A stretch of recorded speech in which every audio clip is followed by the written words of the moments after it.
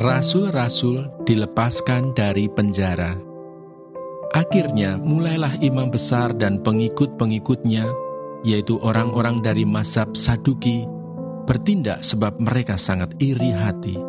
Mereka menangkap rasul-rasul itu, lalu memasukkan mereka ke dalam penjara kota.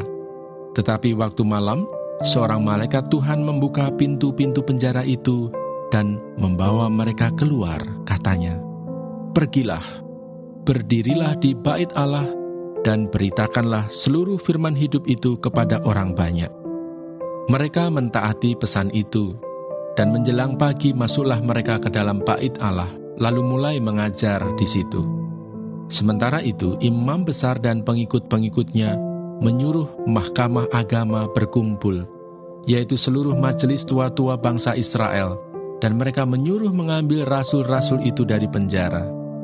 Tetapi ketika pejabat-pejabat datang ke penjara, mereka tidak menemukan rasul-rasul itu di situ. Lalu mereka kembali dan memberitahukan, katanya, "Kami mendapati penjara terkunci dengan sangat rapinya, dan semua pengawal yang ada di tempatnya di muka pintu. Tetapi setelah kami membukanya, tidak seorang pun yang kami temukan di dalamnya." Ketika kepala pengawal bait Allah dan imam-imam kepala mendengar laporan itu, mereka cemas dan bertanya, apa yang telah terjadi dengan rasul-rasul itu? Tetapi datanglah seorang mendapatkan mereka dengan kabar, "Lihat, orang-orang yang telah kamu masukkan ke dalam penjara ada di dalam bait Allah, dan mereka mengajar orang banyak." Rasul-rasul di hadapan mahkamah agama. Nasihat Gamaliel.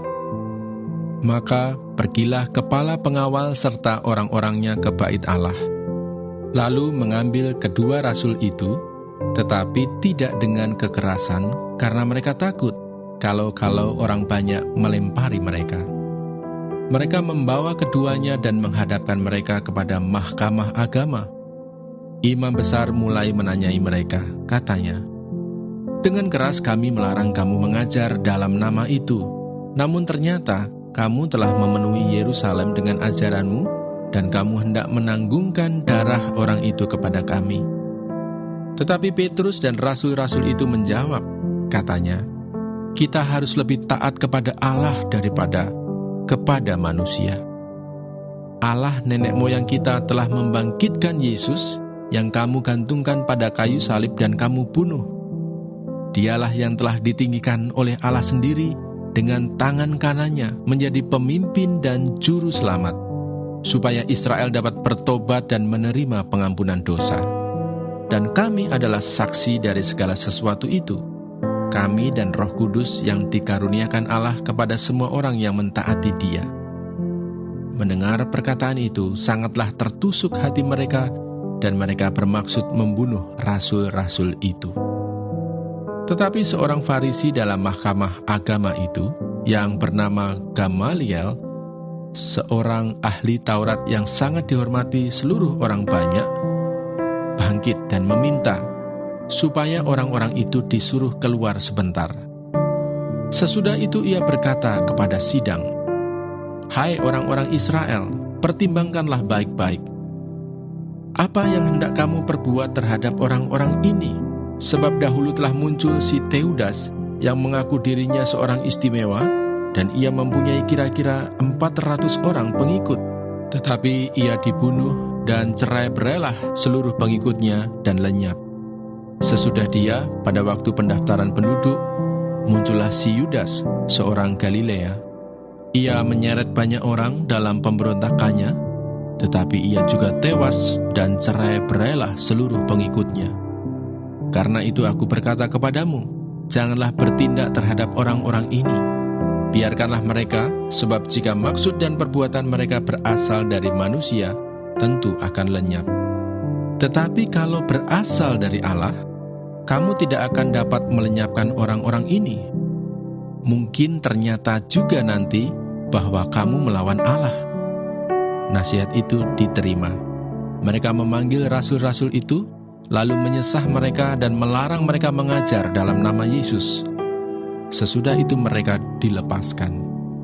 Rasul-rasul itu meninggalkan sidang mahkamah agama dengan gembira karena mereka telah dianggap layak menderita penghinaan oleh karena nama Yesus.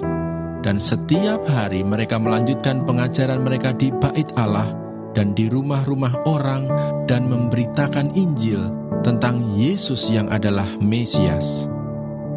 Ester pasal 4. Usaha Mordekai untuk menolong orang Yahudi.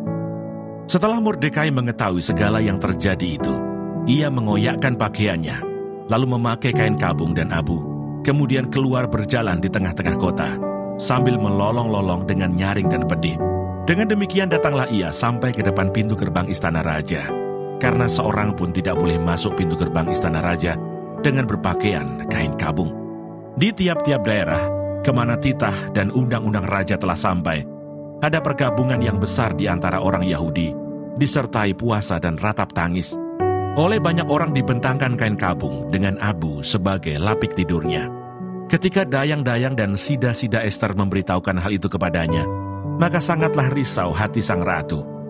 Lalu dikirimkannyalah pakaian supaya dipakaikan kepada Mordekai dan supaya ditanggalkan kain kabungnya daripadanya. Tetapi tidak diterimanya. Maka Ester memanggil Hatah, salah seorang sida-sida raja yang ditetapkan baginda melayani dia, lalu memberi perintah kepadanya menanyakan Mordekai untuk mengetahui apa artinya dan apa sebabnya hal itu. Lalu keluarlah Hatah mendapatkan Mordekai di lapangan kota yang di depan pintu gerbang istana raja. Dan Mordekai menceritakan kepadanya segala yang dialaminya, serta berapa banyaknya perak yang dijanjikan oleh Haman akan ditimbang untuk perbendaharaan raja sebagai harga pembinasaan orang Yahudi. Juga salinan surat undang-undang yang dikeluarkan di Susan untuk memunahkan mereka itu diserahkannya kepada Hatah, supaya diperlihatkan dan diberitahukan kepada Ester. Lagi pula Hatah disuruh menyampaikan pesan kepada Ester, supaya pergi menghadap raja untuk memohon karunia-Nya dan untuk membela bangsanya di hadapan baginda. Lalu masuklah Hatah dan menyampaikan perkataan Mordekai kepada Ester. Akan tetapi Ester menyuruh Hatah memberitahukan kepada Mordekai, semua pegawai raja serta penduduk daerah-daerah kerajaan mengetahui bahwa bagi setiap laki-laki atau perempuan yang menghadap raja di pelataran dalam dengan tiada dipanggil, hanya berlaku satu undang-undang, yakni hukuman mati. Hanya orang yang kepadanya raja mengulurkan tokat emas yang akan tetap hidup. Dan aku selama 30 hari ini tidak dipanggil menghadap raja. Ketika disampaikan orang perkataan Ester itu kepada Mordekai, maka Mordekai menyuruh menyampaikan jawab ini kepada Ester. Jangan kira, karena engkau di dalam istana raja, hanya engkau yang akan terluput dari antara semua orang Yahudi. Sebab sekalipun engkau pada saat ini berdiam diri saja, bagi orang Yahudi akan timbul juga pertolongan dan kelepasan dari pihak lain. Dan engkau dengan kaum keluargamu akan binasa.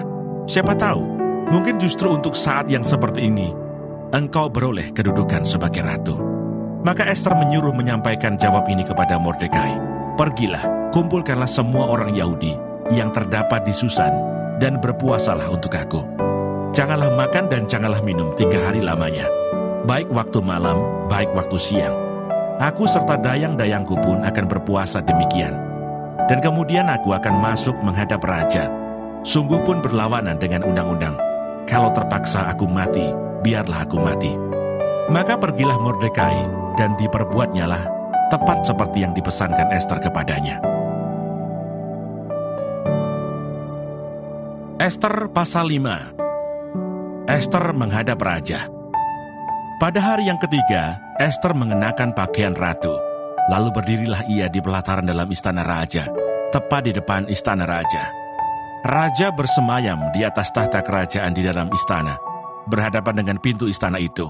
Ketika raja melihat Ester, sang ratu, berdiri di pelataran, berkenanlah raja kepadanya, sehingga raja mengulurkan tokat emas yang di tangannya ke arah Ester. Lalu mendekatlah Ester dan menyentuh ujung tongkat itu. Tanya raja kepadanya, "Apa maksudmu, hai Ratu Ester? Dan apa keinginanmu? Sampai setengah kerajaan sekalipun akan diberikan kepadamu." Jawab Ester, "Jikalau baik pada pemandangan raja, datanglah kiranya raja dengan Haman pada hari ini ke perjamuan yang diadakan oleh hamba bagi raja." Maka titah raja, "Suruhlah Haman datang dengan segera, supaya kami memenuhi permintaan Ester." Lalu raja datang dengan Haman ke perjamuan yang diadakan oleh Ester. Sementara minum anggur bertanyalah raja kepada Ester, "Apakah permintaanmu? Niscaya akan dikabulkan. Dan apakah keinginanmu sampai setengah kerajaan sekalipun akan dipenuhi?" Maka jawab Ester, "Permintaan dan keinginan hamba ialah, jikalau hamba mendapat kasih raja, dan jikalau baik pada pemandangan raja mengabulkan permintaan, serta memenuhi keinginan hamba, datang pula lah kiranya raja dengan Haman ke perjamuan yang akan hamba adakan bagi raja dan Haman. Maka besok akan hamba lakukan yang dikehendaki raja." Haman menyuruh mendirikan tiang penyulaan untuk Mordekai. Pada hari itu keluarlah Haman dengan hati riang dan gembira. Tetapi ketika Haman melihat Mordekai ada di pintu gerbang istana raja, tidak bangkit dan tidak bergerak menghormati dia, maka sangat panaslah hati Haman kepada Mordekai. Tetapi Haman menahan hatinya. Lalu pulanglah ia ke rumahnya dan menyuruh datang sahabat-sahabatnya dan Zeres istrinya. Maka Haman menceritakan kepada mereka itu besarnya kekayaannya, banyaknya anaknya laki-laki, dan segala kebesaran yang diberikan raja kepadanya, serta kenaikan pangkatnya di atas para pembesar dan pegawai raja. Lagi kata Haman, tambahan pula tiada seorang pun diminta oleh Ester sang ratu untuk datang bersama-sama dengan raja ke perjamuan yang diadakannya kecuali aku. Dan untuk besok pun aku diundangnya bersama-sama dengan raja. Akan tetapi semuanya itu tidak berguna bagiku selama aku masih melihat si Mordekai, si Yahudi itu, duduk di pintu gerbang istana raja. Lalu kata Zeres istrinya dan semua sahabatnya kepadanya, "Suruhlah orang membuat tiang yang tingginya 50 hasta dan persembahkanlah besok pagi kepada raja, supaya Mordekai disulahkan orang pada tiang itu. Kemudian dapatlah engkau dengan bersuka cita pergi bersama-sama dengan raja ke perjamuan itu." Hal itu dipandang baik oleh Haman, lalu ia menyuruh membuat tiang itu. Ester pasal 6. Mordekai dihormati. Pada malam itu juga raja tidak dapat tidur, maka bertitahlah Baginda membaca kitab pencatatan sejarah, lalu dibacakan di hadapan raja. Dan di situ didapati suatu catatan tentang Mordekai yang pernah memberitahukan bahwa Bigtan dan Teres, dua orang sida-sida raja yang termasuk golongan penjaga pintu, telah berikhtiar membunuh Raja Ahasiweros. Maka bertanyalah raja, kehormatan dan kebesaran apakah yang dianugerahkan kepada Mordekai oleh sebab perkara itu? Jawab para biduan dan raja yang bertugas bagi Baginda, kepadanya tidak dianugerahkan suatu apapun. Maka bertanyalah raja, siapakah itu yang ada di pelataran? Pada waktu itu Haman baru datang di pelataran luar istana raja untuk memberitahukan kepada Baginda bahwa ia hendak menyulahkan Mordekai pada tiang yang sudah didirikannya untuk dia. Lalu jawab para biduan dan raja kepada Baginda, itulah Haman, ia berdiri di pelataran. Maka titah raja, suruhlah dia masuk. Setelah Haman masuk, bertanyalah raja kepadanya, apakah yang harus dilakukan kepada orang yang raja berkenan menghormatinya? Kata Haman dalam hatinya, kepada siapa lagi raja berkenan menganugerahkan kehormatan lebih dari kepada aku? Oleh karena itu jawab Haman kepada raja, mengenai orang yang raja berkenan menghormatinya, hendaklah diambil pakaian kerajaan yang biasa dipakai oleh raja sendiri, dan lagi kuda yang biasa dikendarai oleh raja sendiri, dan yang diberi mahkota kerajaan di kepalanya. Dan hendaklah diserahkan pakaian dan kuda itu ke tangan seorang dari antara para pembesar raja, orang-orang bangsawan. Lalu hendaklah pakaian itu dikenakan kepada orang yang raja berkenan menghormatinya. Kemudian hendaklah ia diarak dengan mengendarai kuda itu melalui lapangan kota, sedang orang berseru-seru di depannya. Beginilah dilakukan kepada orang yang raja berkenan menghormatinya. Maka titah raja kepada Haman, segera ambillah pakaian dan kuda itu, seperti yang kau katakan itu, dan lakukanlah demikian kepada Mordekai orang Yahudi yang duduk di pintu gerbang istana. Sepatah kata pun jangan kau lalaikan daripada segala yang kau katakan itu. Lalu Haman mengambil pakaian dan kuda itu, dan dikenakannya pakaian itu kepada Mordekai. Kemudian diaraknya Mordekai melalui lapangan kota itu, sedang ia menyerukan di depannya, beginilah dilakukan kepada orang yang raja berkenan menghormatinya. Kemudian kembalilah Mordekai ke pintu gerbang istana raja. Tetapi Haman bergesa-gesa pulang ke rumahnya dengan sedih hatinya dan berselubung kepalanya. Dan Haman menceritakan kepada Zeres istrinya dan kepada semua sahabatnya apa yang dialaminya. Maka kata para orang arif bijaksana dan Seres istrinya kepadanya, "Jikalau Mordekai yang di depannya engkau sudah mulai jatuh adalah keturunan Yahudi, maka engkau tidak akan sanggup melawan dia. Malahan engkau akan jatuh benar-benar di depannya."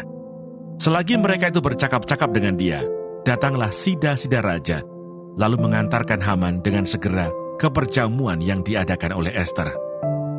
Demikianlah pembacaan firman Tuhan hari ini. Tuhan Yesus memberkati.